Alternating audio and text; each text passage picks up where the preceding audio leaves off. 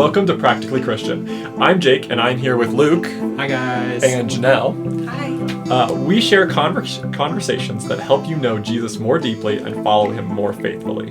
The truth is, no one has arrived at Christ-likeness. To grow in that direction, we believe you need authentic relationships and biblical theology applied to your everyday life. We hope that you are encouraged to grow and to live out the biblical truths that we discuss on this episode. Let's get practical and dive into a conversation about raising children in the faith.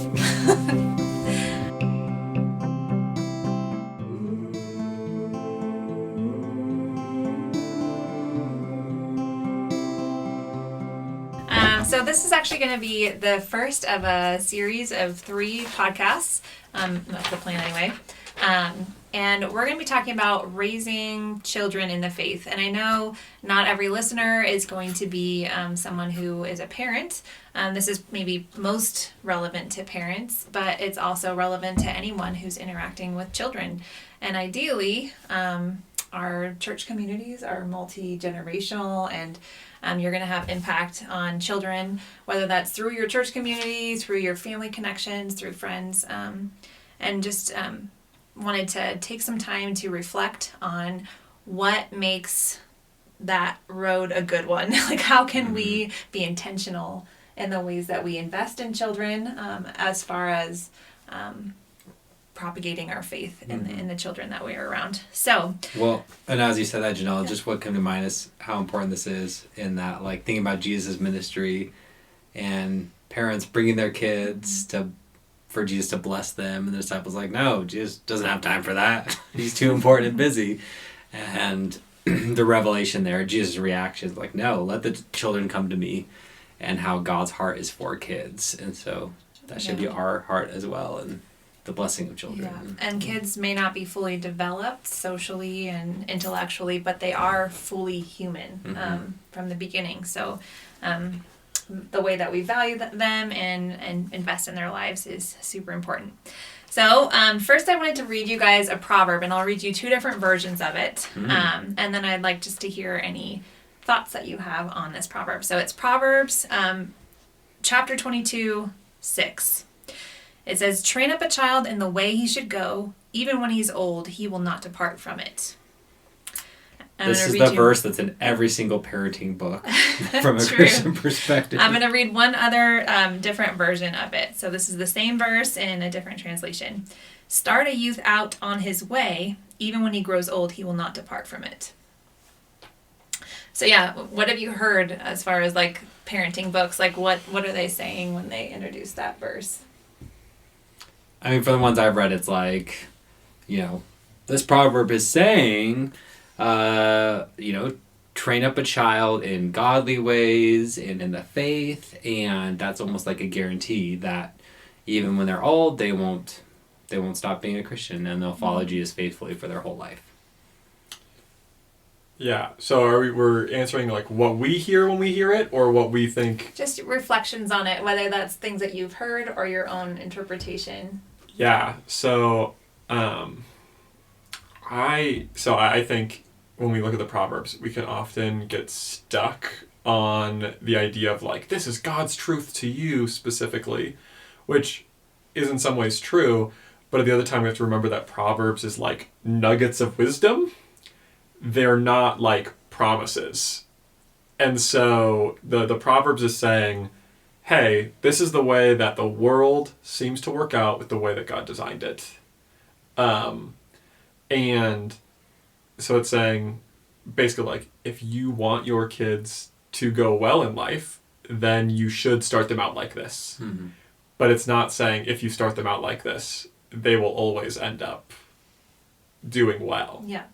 I totally agree with you, Jake. So I know there's a lot of pain, honestly, amongst Christian parents who have wayward children, if you will.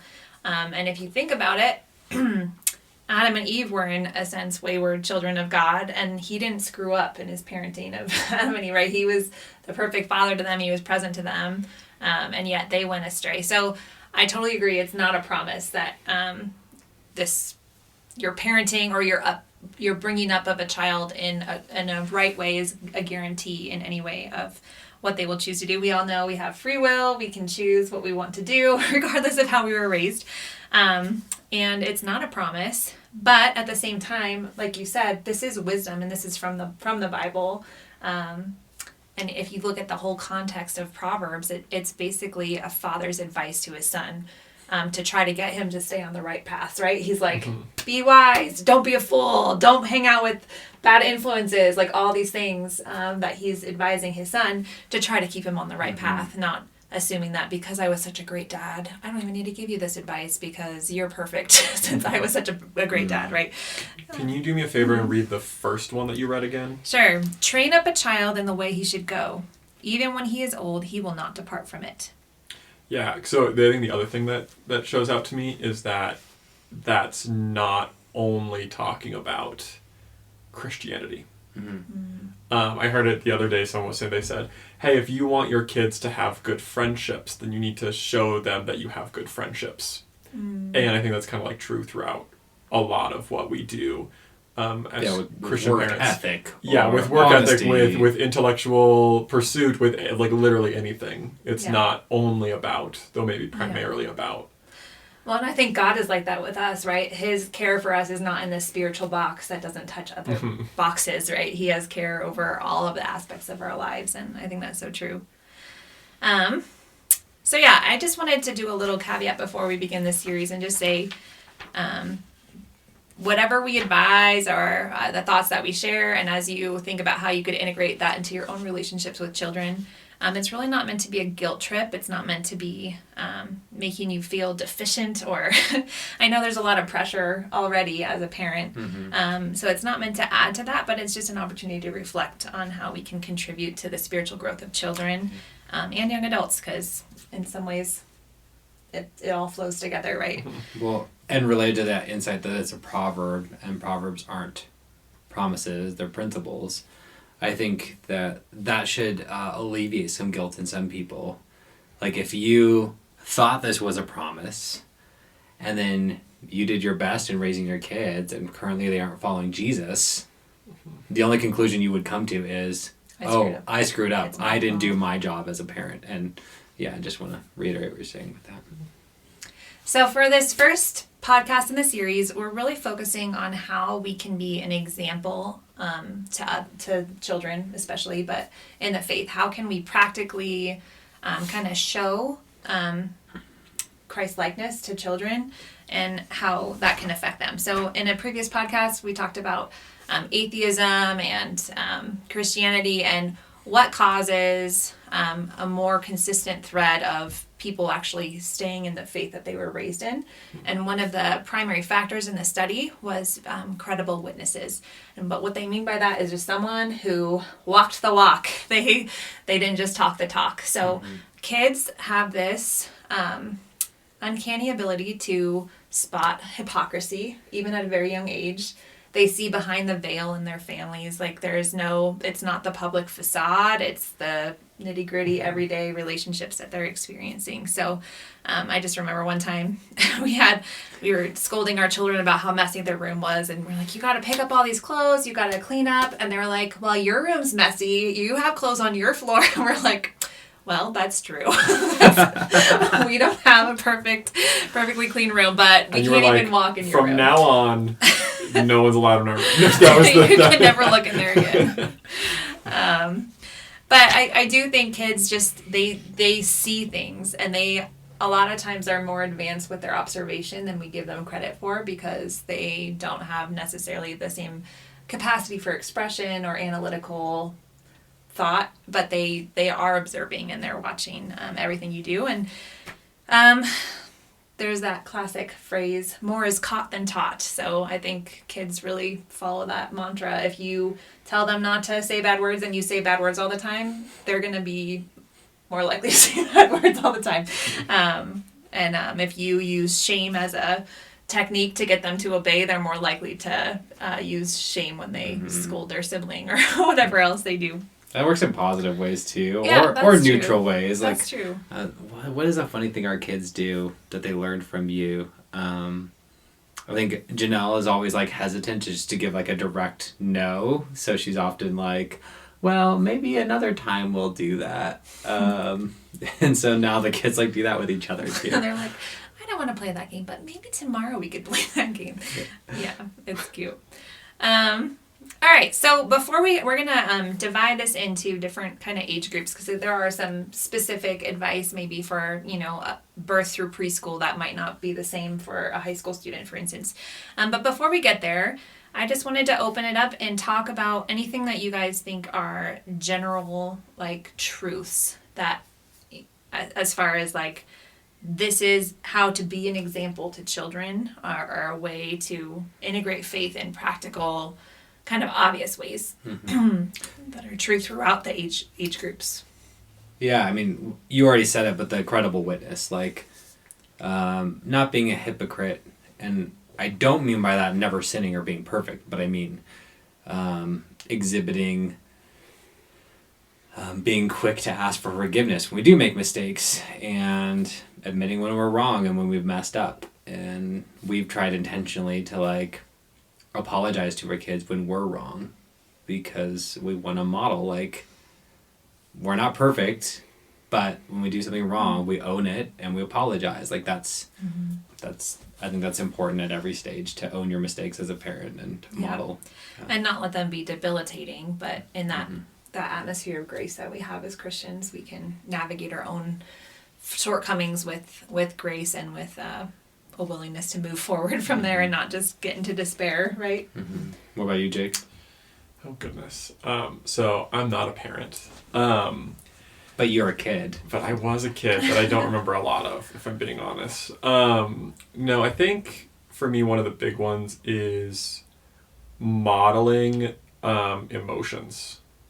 I think we've, and I don't know if everyone has, but our culture in a lot of ways has bought into this lie of, I need to be the stone-faced parent, or I'm allowed to be happy, am I allowed to be stoic, but I'm not allowed to be sad in front of my kids, or I'm not allowed to be angry in front of my kids, or etc. And so, in appropriate ways, being able to model and like respond like how you actually feel to your kids, and it's okay to like say, like even to like young kids, like that hurts, or that makes me sad, or even using bigger emotional words. So I think a lot of the reasons why we have so little emotional like capacity among people is because parents aren't modeling those emotions to their kids to start out. Along, and that doesn't mean like when you're angry freak out and scream, but it does mean go, hey, and I don't know how, it's probably not super easy as a parent especially, but hey, I'm really angry right now, I'm gonna go take a minute. And like instead of, because then number one, you're modeling the emotion and you're modeling the proper response to that emotion. Yeah, so you feel like, you said our culture is not good at that. Do you think that our culture has a parental ideal that doesn't match reality in some way? I think that there's this, and it's been called a lot of different things in a lot of different forms. Helicopter parenting was like one of them, but I think a lot of it is the idea that you're supposed to be able to shield your kids from the world, when I don't think that's true. I think you're supposed to train your kids to live in the world. You know what I mean? And so I think it's instead of being like just kind of like the bubble protector from the world, but kind of like just introducing what actually the world is in a safe environment, where in the future, if someone gets angry at them, they might punch them or fire them or whatever. And so giving them a safe way to navigate anger of someone else in the moment is important. Yeah. But we say, no, if We're your kid gonna ever pretend that this doesn't exist. Yeah, if your kid ever thinks that you're angry, then like that's broken trust. It's like, no, that's only if you start throwing things. Like just don't do that part. Yeah. And I do think culturally there is an avoidance of any kind of negative emotions. Sadness, anger, depression. It's like we want to medicate that or distract ourselves from that. I think that is like the cultural response in general that we can easily absorb as Christians. I think for me, one of the most important things that I think of with parenting, and this is true through all phases, although it looks different at each phase, is I've been thinking of the word countenance. I think partly because we watched Dune recently, and he says they have my countenance is how he like is almost like my face is toward them, so you can't hurt them for now, is kind of what the leader says. But it says it a lot in the scriptures as far as like God's countenance, like both in positive and negative ways. It's like, stop looking at me is kind of what Job says, because you're ruining everything. And then in other passages, it talks about like when the Lord's face is shining towards someone, almost it's like the idea that they thrive under that. But I think kids, especially in our culture of distraction, because even if you're home, a stay-at-home parent with your kid 24/7, there are so many distractions just on your phone, right? You could basically be not present with them, even though you're with them all the time. And that can be true, I mean, honestly, in lots of different ways with work or just our attention. But I think kids just crave attention. Look, mommy is like one of the most common phrases you'll hear from children around their moms, right? Like, watch this, mom. So I just think that attention, just paying attention, and that kind of does all kinds of preventative things, and also just feeds their souls in so many ways. Anything else you guys want to say as far as like constants throughout all the age groups? I mean, just to build off what you just said, because I think for good and bad, our kids' ideas of what God is like are impacted significantly by what we're like as parents and parent figures. And so if we communicate, I'm too busy for you, the implicit theology that they absorb from that is like, God has more important things than you, which is not true. Like, God always has attention for us. And so the more we do what you just articulated, sets them up for a better understanding of God. And it's difficult because we don't have infinite attention capacity for our kids. It is limited. But to communicate that they are valued and worth your attention. Yeah, there was a book I was reading a while ago that said, and I don't know if I agree with this 100%, but I think I've seen a lot of it, is that if you have an unhealthy dad, then you'll have problems with God the Father. If you have an unhealthy mom, you'll have problems with the Holy Spirit. And if you have an unhealthy, like, either sibling or friend relationships, you'll have issues with relating to Jesus. Interesting. And I think part of the reason is that, number one, the Father is kind of obvious, being the Father, and kind of like his role being providing and protecting in a similar way to the Father's being providing and protecting. But then in the mother role, being like comforting and kind of like advising kind of situation. When that goes wrong, often it can take on a manipulative way, which makes it really hard to hear the Holy Spirit when you're trying to be like, Holy Spirit, guide me. And then if like the Holy Spirit speaks in a still small voice and you're like, that sounds manipulative. And so I think like in a lot of ways, like even thinking about that kind of like from that perspective of a dad can do a lot of things, but they should probably focus the most on protecting and providing, because that's where like kids are going to have their highest amount of expectation from their dads, in the same way that their kids are going to have their highest expectations from moms in comforting. And so kind of like focusing a little bit more on that area, depending on if you're a mom or a dad. Yeah, the other one I would put out there for a constant would be just developing faith community, because I feel like so often we just focus on parent-child relationship, and as significant as that is, I think it's just so important to have a broader community around you, both to support you as a parent and to give you perspective and ideas when you're stuck and support when you need it, but also just for that child to see more versions of Christians than just you, too, because obviously our kids have different personalities and they're going to relate to people at different stages. So in safe ways to develop that faith community around you, I think is so important. All right, so let's dive into the different age groups and specific recommendations that you guys might see so we'll start with the youngest first. So birth through preschool, let's say. This is specific recommendations on how to be an example to your kids. How to be an example of Christ-likeness, to be that credible witness in their lives. Okay. To raise them up in the faith, starting at those young ages. Young children just, as a general thing, they just require a lot more hands-on care and attention that's very, say physical. it's like I'm changing diapers and feeding them and all of those things, like versus an older child. So that is just like a difference. So obviously, The attending to practical their life needs. care and being attentive. Yeah, that's like an obvious one. But what about that phase of childhood stands out to you? It might be the hardest for Jake since he's never had little babies. No, it feels pretty easy. You're like, I got this. What would you say? I think, and this actually goes back to a memory of something that you guys talked about Ada with, which was that she remembered the second time you were going through like the children's Bible, that she remembered the characters, or at least some of the characters. And I think making sure that you communicate that you take these stories seriously and not as stories, I think is a big one, where it's like, and there are a lot of people who grow up and they're like, oh yeah, I learned these stories alongside these other stories. Like and fairy tales. Yeah, and it's really nice and they all teach good morals and that's super awesome. But so I think like modeling, taking those things seriously and being intentional about making sure that they know that this is real and that's not. And in a like, not like a stupid way, but kind of like a stupid way is like, I think would probably be a good thing for your kids to catch you reading the Bible.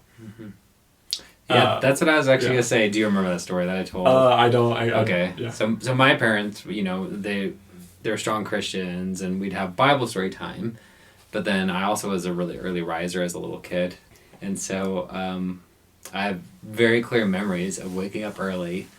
I had not one blanket, but a really ripped, torn, old, grody blanket. So it was in two halves. So I carried both halves of my blanket to the kitchen in the mornings and sit on my parents' lap while they read their Bibles.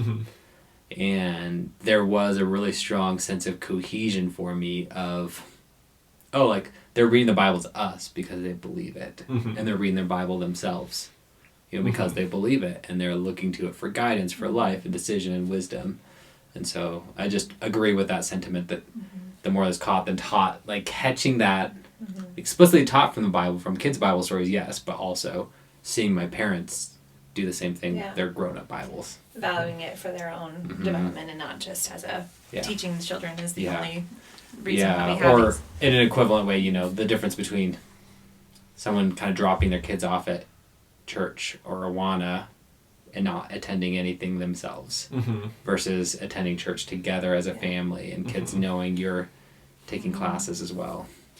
Yeah, I think one of the dangers in this area is they are so young, and that they're probably not going to have tons of memories. Like, Right. how many times did your parents do that? They weren't like angling for that one memory that you had. Yeah, no, they was did that just- every single morning. And it was just a memory that you happen to have, and you might not have even had that memory. Like, if your brain had developed a little differently, right, you might not even remember that. But it was, I don't know, I feel like the whole idea of, like, they are people now, just because they're not going to remember something doesn't mean that it's not important that you did it, if that makes sense. And I think that can be a challenge with young children because it is hard to know. Like, I still remember they always said, like, talk to your babies a lot because it helps their language development. But the baby is not responding like a normal, like, older kid would. They're not looking at you.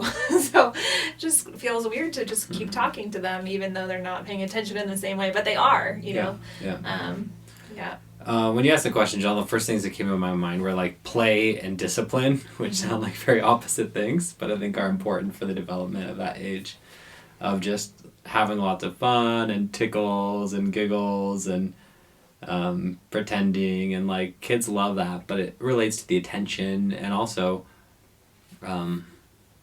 it's good in so many ways, but it also is that God's heart of love.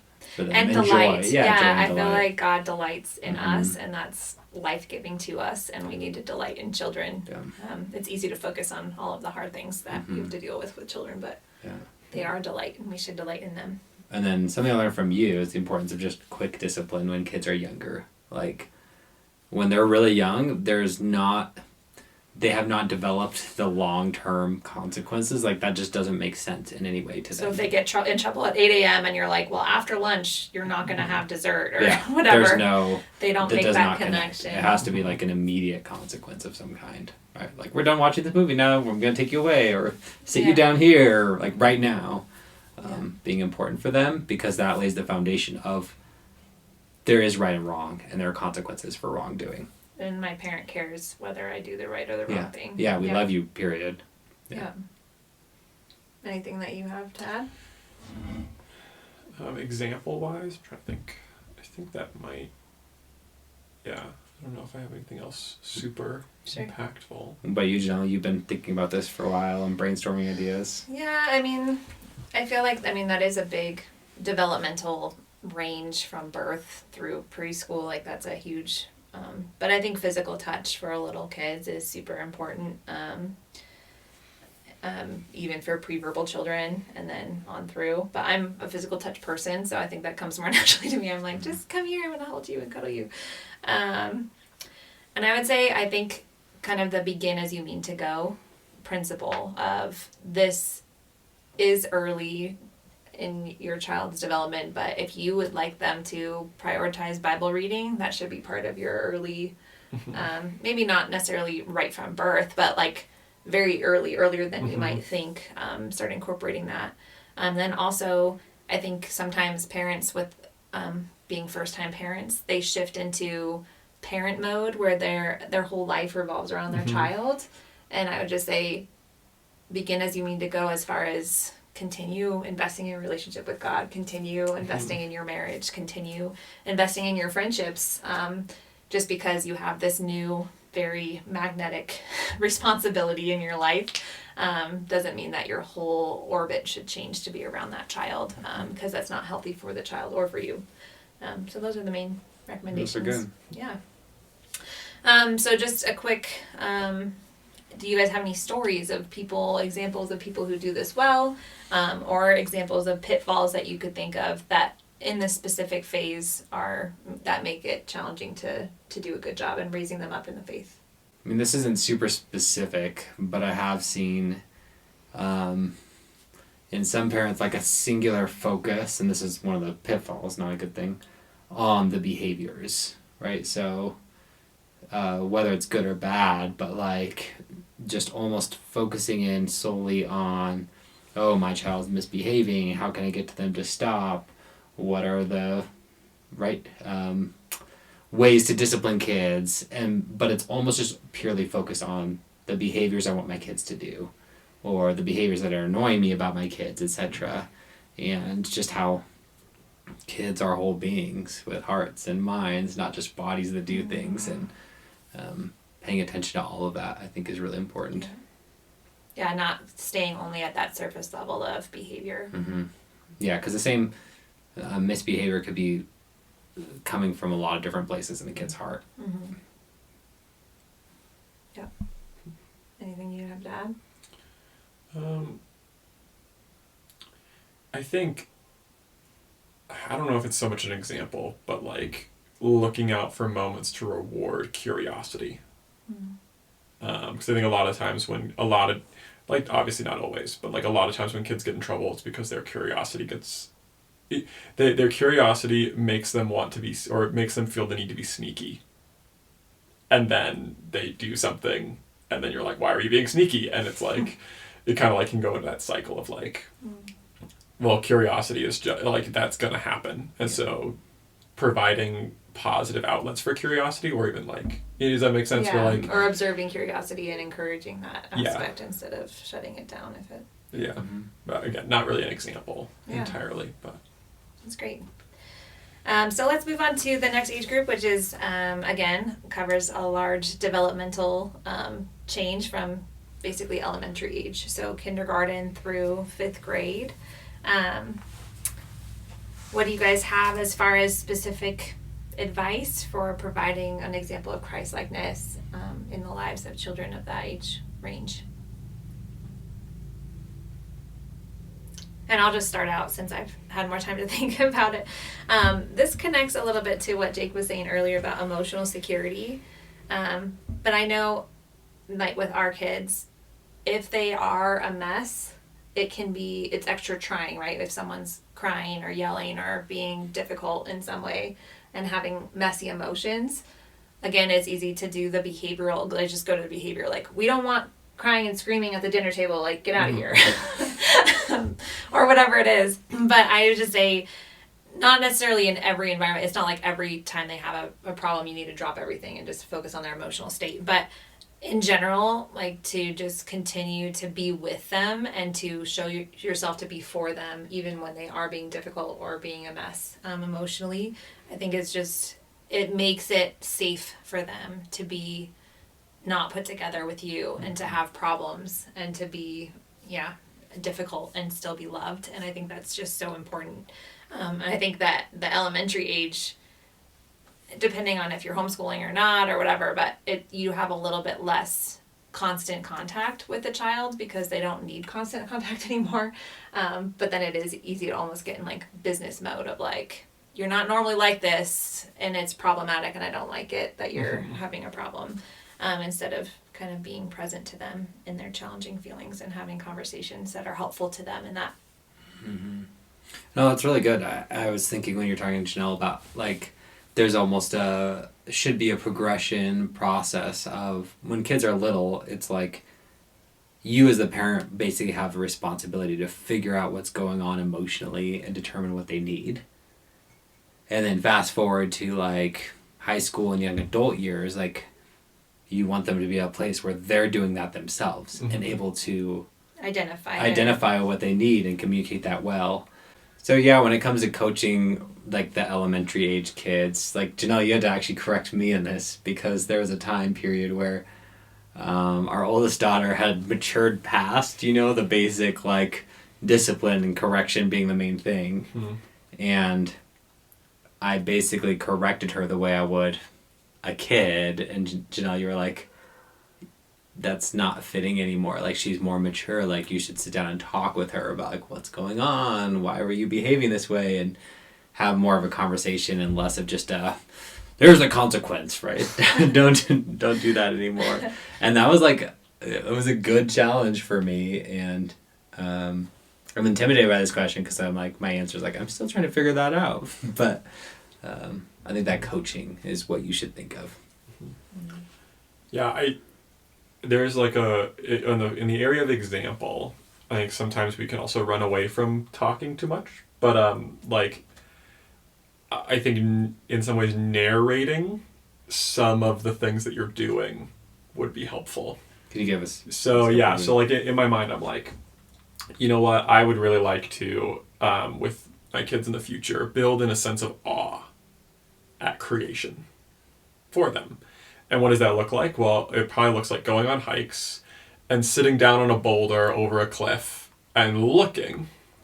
But if I just did that without saying anything, then they'd be like, y'all, we're looking over this cliff now. That's what we're doing. But if I communicate what I'm experiencing and what I want them to experience, like I feel like that would probably help a kid connect with it, at least for a little bit, and connect with, like my parent thinks this is important, thinks that this is beautiful. He's not like, cool, this is a canyon. He's like, oh, this is beautiful. This is like amazing, you know? Yeah, that's good. In the same way, I think the two big ones for me would be awe and curiosity. Like, I think it would be like interesting or cool for like a parent to say, I'm curious about this. Let's go explore this because I'm curious, and just kind of like narrating some of those, what's going on in your head, because your kids probably aren't, they're picking up on what you're doing, but they might not be picking up on why you're doing it. So there's, I think, a lot of ways that you could do that. Yeah, and I think, so our oldest child right now is in 4th grade. She's 9. It means that they'll be out of their depth as soon as we're up to the next age That's group. right, the next age group we're not personally experienced as parents. So you can ignore everything we say. But I do think, like, especially this last couple of years with her, she's been more curious about workings in the world and like almost just ready for more mature conversations. And I know kids arrive at that place at different ages. That's not necessarily every 8-year-old or 9-year-old. But I do think, like you said, Jake, taking those opportunities to communicate what you think and why, and offer nuance when there's not much nuance, or they, at least our kids, hear things at school and they're like, what about this? So just letting that curiosity flow and not be met with shock or with resistance, but with just a patient conversational mode. I think that's so important. I also think they're ready for some harder news about the world, kind of like how you were saying. Bad emotions should be something that they see their parents experience and deal with appropriately, instead of just ignoring the fact that they ever exist and pretend that they don't exist in the parent. I think that's also true more so in the world, because they're going to start noticing brokenness, or they might hear something about a war or different things that are more mature topics. But instead of trying to shield them from all of that, kind of trying to introduce them gently to some just realities of the world, or same thing with like finances or just other basic skills that they need, letting them kind of experience pain. Like if they spend all their money, then they can't buy the thing that they wanted, and not rescuing them from those things. Yeah, we had a kid that that exact thing happened where they spent all their fun money in one place, and we even warned them we're going to go somewhere, like we're going to go to the dollar store next, I think, after this, and they spent all their money, and then all the siblings had a little more money to spend at the dollar store, and the one kid was just totally devastated, and there was like this strong temptation in me to rescue them and be like, I'll buy you something, but I knew in my heart and my mind of like, this is actually a good experience. Like I'd rather you experience now for a dollar store item than in 20 years because of credit card debt, etc., etc. Yeah.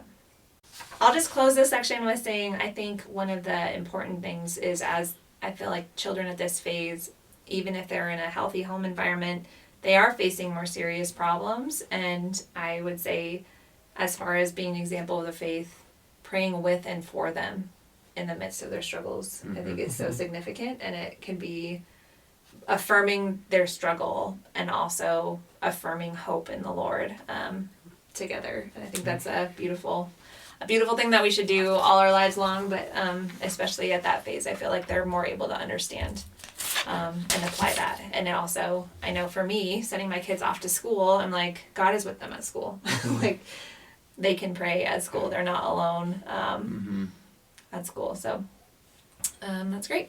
All right, so this next age group is kind of the older children into the teen years, so middle school, high school, essentially. By nature, this is a transition that we see where children at this phase are getting more independent. It's a great thing. That's what they're moving toward as young adults, right? We want them to be more independent, but it's also, I think, scary in some ways, because they tend to shift from their parental and family unit being their primary relational setting to almost like having their peers and their friends be elevated to either equivalent value or even higher value in some cases than the family unit. So that's, again, a normal change in the life of a child, but it also obviously has dangers associated with it, and there are bigger deal sin patterns that can be introduced, addictions, for instance. There's just a lot more where you have less kind of a bubble around your child, and less, honestly, just contact with all of their pieces of life, because they are old enough to be fairly independent in various ways. What in this age group, what would you recommend? And just for context first, I'll just say Luke and Jake both have experience as youth pastors. Cheers. And I remember, Luke, when you were a young youth pastor, early 20s, mid 20s, and you were kind of pastoring youth and in some ways their parents, but it was a little hard for you because you felt like, oh, I don't have experience. I don't even have any kids, like let alone a teenage child, right? But then as the years have gone on, I think you've realized like you actually had wisdom to share back then, but you were just a little insecure about the fact that you weren't a parent yet to share it. So would either of you guys like to share a little bit about being youth pastors to that age group of middle school and high school students, and what you would make an effort for investing in their spiritual lives. Yeah, I think for me, the biggest ones from like a parent perspective would be, and maybe to push back a little bit on something you said / something I think is pretty common in thinking, is that this is the age when their peers start becoming more important and adults start becoming less important, or like in their thoughts. I think it's actually everybody but their parents start becoming more important. And so one of the things is like introducing, and maybe even doing this a little bit earlier, but starting to introduce other adults that they can have relationship with, because as they become more independent, they can push back against the person who's the discipliner. But that doesn't mean that they're pushing back against all adult influence. And often they still very much want adult influence. And so like introducing them to safe adults, whether that be your friends who are safe, or a youth pastor or youth leader, or just like, you know, other like adult friends that you see, or like even if you were like, wow, I don't even know this person that well, but they're really cool at church.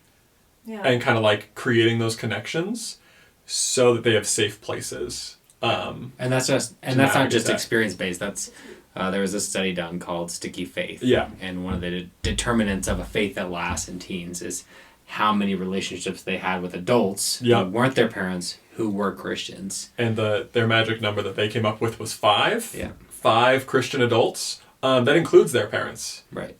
Basically, it was like if you're in a situation where your kid has 5 strong Christian influences in their life who are like strong relationships for them that are adults, it was something like 98% stayed Christian through college. We can talk about that more, I think, in the 3rd podcast a little bit. But like the idea of like just introducing them to people, I think is a big deal. And then I think on the opposite side, on the example side, is it's kind of the first time where you can start being more open about what you're learning. Not like in you can't be open about what you're learning to your kids before, but also they might not comprehend or like see it as big of a deal. But like when they're middle schoolers and moving forward, they're kind of starting to be in this position of, I'm supposed to know things and think about things for myself. And so that's a good time to start being more open about what you're engaging with.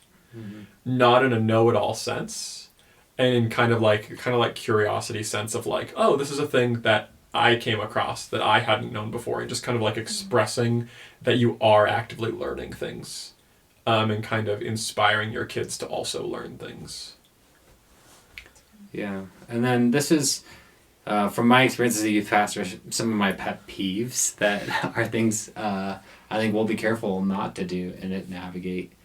But the prioritization of sports over or anything, honestly, but especially over spiritual things. No, I mean anything over spiritual things. Oh, God. It doesn't have to be sports. It can be your play. Yeah. Or whatever. Yeah.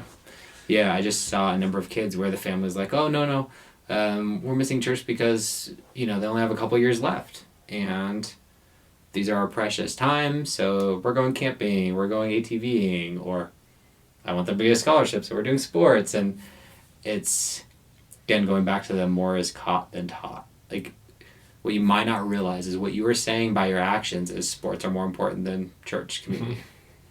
Mm-hmm. And they hear that message.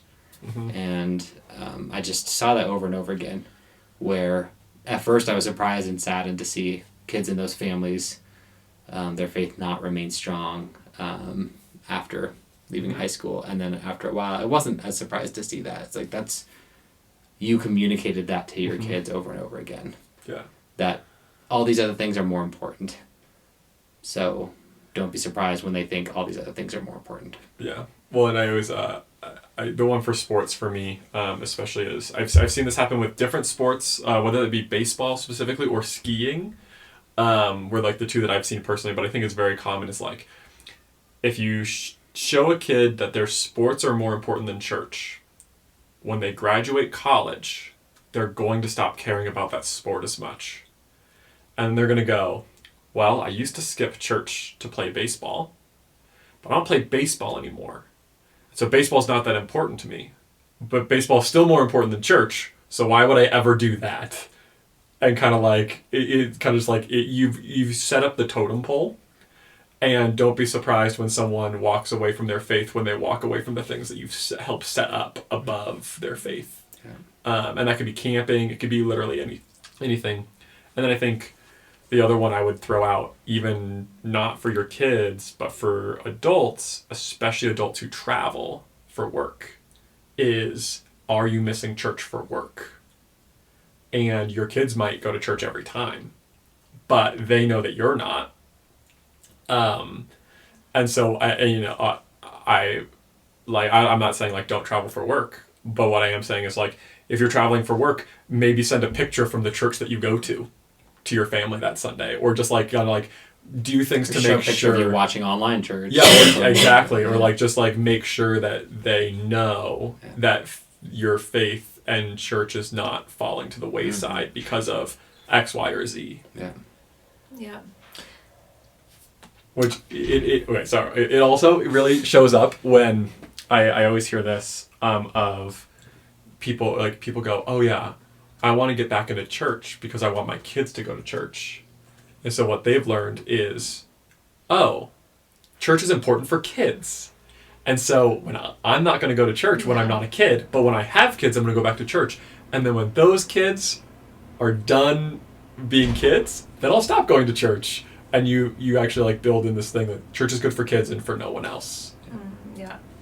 And you guys prioritize church because we know that those connections with our church community are formative as well. They are tying us to the body. Yeah. And giving opportunities for learning and service, and those relationships we talked about, having additional adults. It's pretty hard to house additional adults in your kids' lives if you're very inconsistent. At least to develop the strength of the relationships that they would need to call that other adult like a significant influence in their lives. Yeah.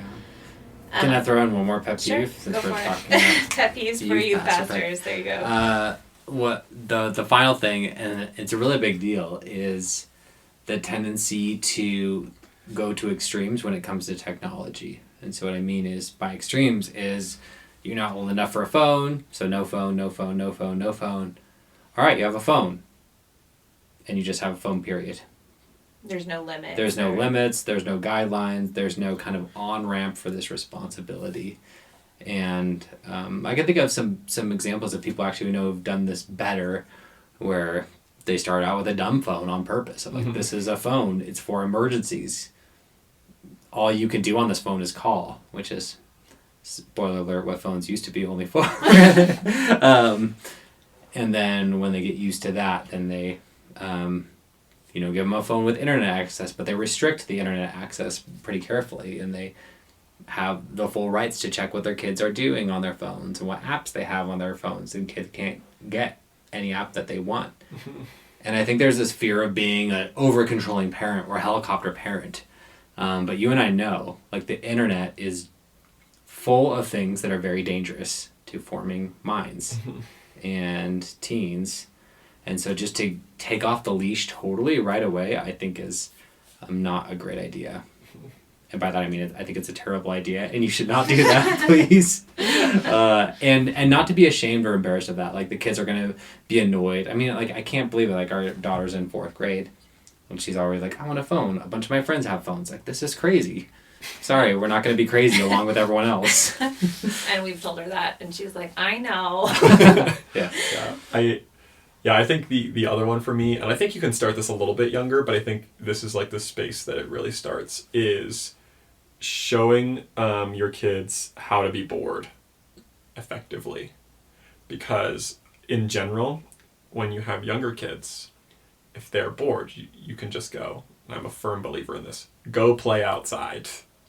That's it. They're like, can I watch TV? Like, in my mind, I'm like, no. Go play outside. And I know everybody says that when they don't have kids yet, which is why I've already set up plans, and you can find out about them if you want to email in about how to make sure that I won't give into TV. But one of the ideas is, like, I think we so often with like phones, it's like, oh, we're at a doctor's office. I'll get on my phone, or my kid can be on my phone. It's like, or you can show them what it looks like to be bored in a healthy way, which is by talking to them or reading a really stupid magazine. You know, like it's okay to like... It's okay to not be entertained all the time. And in some sense, you have to push into boredom for yourself to let them also push into boredom.